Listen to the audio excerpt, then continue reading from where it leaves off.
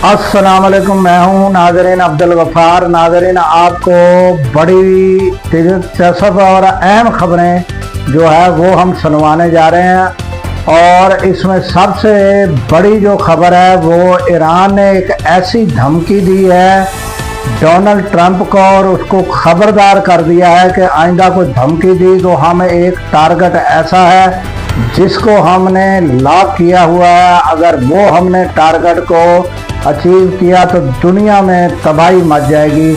और ये कौन सा टारगेट है ये हम आपको बताएंगे। उसके अलावा बिलावल भुट्टो जरदारी का गुज़श्ता रोज़ बयान वो भी हम आपको सुनवाएंगे नाज़रीन। और राना सनाउल्लाह का दिलचस्प बयान ये भी हम आपके सामने रखेंगे। और जो पाकिस्तान आने के लिए अब्बास अराग़ची ने एक ट्वीट किया है, और ये क्या है, ये सूरत-ए-हाल, ये सब हम आपके सामने ये खबरें रखने जा रहे हैं।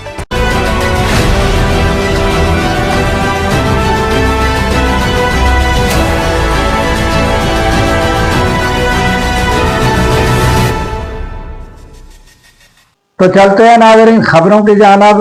अगर हमारी खबरें पसंद आए तो लाइक करें, सब्सक्राइब करें, और हो सके तो आप बेल आइकन का बटन भी दबाएं। और हमें अपने कमेंट से भी आगाह कर सकते हैं, कोई हमें सलाह मशवरा और तनकीद भी कर सकते हैं।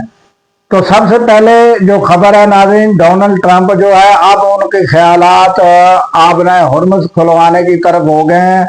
पहले जो ख्यालात थे वो मुज़ाकरात पर जोर दे रहे थे, और अब मुज़ाकरा जो है आबनाए हुर्मुज़ की तरफ उनके मबजूल हैं, और धमकियां दे रहे हैं कि आप थोड़ा टाइम रह गया है, आ जाओ और मुज़ाकरात कर लो। मगर इधर फौज के जो तर्जमान हैं उन्होंने नाज़रीन ऐसी एक धमकी दी है और कहा है कि खबरदार आइंदा जो कोई धमकियां दी तो फिर हम एक ऐसी टारगेट है। और वो टारगेट कौन सा है नाज़रीन, वो अबू धाबी में AI प्लांट है जो 3 अरब का खर्चा करके बनाया गया है, और उसे मजीद एक्सटेंड करना है। और नाज़रीन ये कंप्यूटिंग जो AI जो है यानी कि सारा प्लांट, और नाज़रीन इसमें बड़े बड़े लोगों के इन्वेस्टमेंट है, और मजीद इसे एक्सटेंड करके और भी इन्वेस्टमेंट की जा रही है। और ये दुनिया में सबसे बड़ा प्लांट है AI का। तो ये इसके बारे में खुला चैलेंज ईरान ने कर दिया है कि अगर ये धमकियां और ये जो गिदड़ भभकियां हैं, हम जो है इस टारगेट को लॉक किया हुआ है और हम तबाही इसकी मचा देंगे। और उसके बाद नाज़रीन आ जाते हैं कि जो अब्बास अराग़ची हैं उन्होंने जो बयान दिया गुज़श्ता रोज़, और उन्होंने कहा कि मैं पाकिस्तान आने के लिए मैंने कभी भी इनकार नहीं किया। और उन्होंने साथ तस्वीर भी अवाम की दी हुई है कि वो उन्होंने झंडे उठाए हुए पाकिस्तान जिंदाबाद के। तो इसके साथ काफ़ी लोगों को तकलीफ भी हुई होगी। मगर नाज़रीन ये एक बहुत बड़ा बेहतर और बहुत बड़ी अच्छा जो है मैसेज है, और इसका जो है इसहाक डार ने भी खैर मकदम किया है। और हमारी दुआ है कि पाकिस्तान इस किरदार में और पाकिस्तान ये जंग बंदी करवाने में अहम किरदार अदा करे।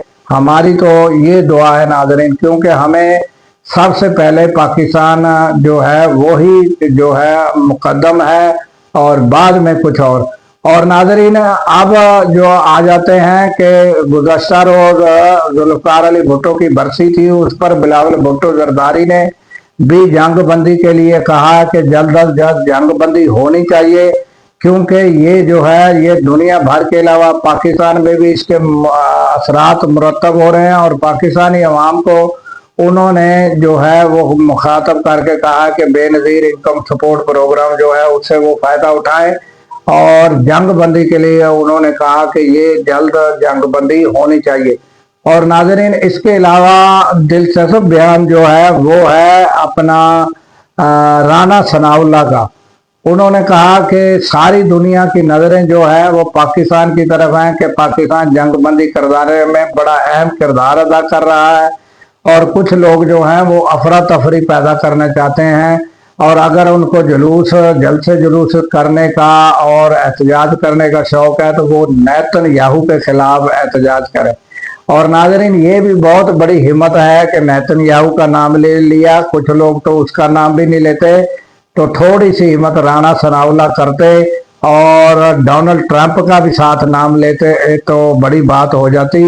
مگر اگر ان کا یہ سارا احتجاج کا معاملہ اشارہ پی ٹی آئی کی جانب ہے تو ناظرین نیتن یاہو نے نہ عمران خان کو اریسٹ کیا ہوا ہے اور نیتن یاہو نے ملاقاتیں نہیں روکی ہوئی، تو اگر پی ٹی آئی نے احتجاج کرنا ہے تو وہ کس کے خلاف کرنا ہے وہ رانا ثناءاللہ کو بھی بہتر پتہ ہے۔ اور یہ تھا بیان ان کا۔ اور اس کے علاوہ ناظرین جو عباس عراقچی ہے اس کا ہم بیان بتا چکے ہیں کہ انہوں نے جب انکار کیا تھا، یہ خبریں آ رہی تھی تو ناظرین یہ آپ دیکھیں کہ جب یہ جو اپنا مذاکرات ہوتے ہیں اس کی سچویشن صورتحال دیکھی جاتی ہے کہ کیا صورتحال بن سکتی ہے نہیں بن سکتی۔ جو ڈونلڈ ٹرمپ ہیں ان کی طرف سے جو بیانات یا شرائط عائد کی گئی تھیں تو وہ شرائط جو تھی وہ اس طرح کی قابل قبول شرائط نہیں تھی، تو پھر عباس عراقچی کا پاکستان آنا اور اس کا کیا فائدہ ہونا تھا۔ تو اس لیے یہ جو معاملات ہیں تھوڑا سا کھٹائی میں یا اس کو کہیں کہ ڈیلے ہوئے، مگر یہ ہے کہ پاکستان نے اپنا جو جنگ بندی کے لیے سفارتی کہہ لیں یا جنگ بندی کے لیے جو کوششیں ہیں وہ جاری رکھے ہوئے ہیں۔ اور اگر عباس عراقچی نے یہ بیان دیا ہے تو ان کا کہنا یہ ہے کہ ہم پاکستان آنے کے لیے تو انکار نہیں کرتے اور ہمارا انکار نہیں ہے، مگر جنگ بندی کے جو معاملات ہیں اس پر تو سوچ بچار کرنا سب کا حق ہے۔ تو اس کے یہ میں اپنی طرف سے الفاظ کہہ رہا ہوں کہ انہوں نے یہ جو ڈونلڈ ٹرمپ ہیں ان کی شرائط دیکھی ہوں گی تو انہوں نے کہا کہ سوچا ہوگا کہ یہ پاکستان میں اگر جائیں گے تو جنگ بندی کے معاملات تو طے پا نہیں سکتے، تو جس وقت وہ دیکھیں گے کہ جنگ بندی کے معاملات قریب ہیں، کچھ ڈونلڈ ٹرمپ نے بھی لچک کھائی ہے تو ادھر سے بھی پھر کوئی معاملات جو ہے بہتر شرائط جو ہے وہ ڈونلڈ ٹرمپ کو قابل قبول ہے، تو پھر جو ہے اللہ تعالیٰ یہ اب دعا ہے کہ اللہ تعالیٰ سے کہ پاکستان میں یہ بیٹھک سجے اور پاکستان میں یہ مذاکرات ہوں اور پاکستان کا نام دنیا بھر میں جو ہے یہ میسج آئے کہ پاکستان نے ایک بہت بڑی جنگ میں اہم کردار ادا کر کے جنگ بندی کروا دی ہے۔ تو یہ ہماری دعا ہے ناظرین۔ اور اس کے بعد ناظرین جو گزشتہ روز تیاروں کی بات ہو رہی تھی اور معاملات واضح نہیں تھے، اب واضح ہو چکے ہیں کہ امریکہ کے 3 طیارے جو ہیں وہ تباہ ہو چکے ہیں، 2 ہیلی کاپٹر تباہ ہو چکے ہیں اور ایک پائلٹ جو ہے وہ گرفتار ہو چکا ہے۔ اور میزائلوں سے بھی بڑی اہم تنصیبات کو جو ہے وہ تباہی ہوئی ہے، اور آپ کو پتا ہے کہ اسرائیل کی طرف جو میزائل ہے وہ گامزن ہے اور اہم تنصیبات اور کافی ان کا جو افواج کا نقصان ہو رہا ہے مگر وہ سامنے نہیں آ رہا۔ تو اب دیکھنے والی بات یہ ہوگی کہ یہ کب معاملات طے پاتے ہیں، اور دعا یہی ہے کہ یہ پاکستان میں بیٹھک سجے۔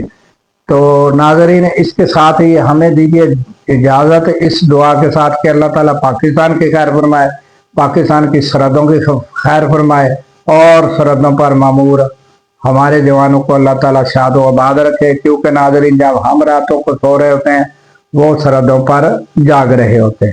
اللہ حافظ۔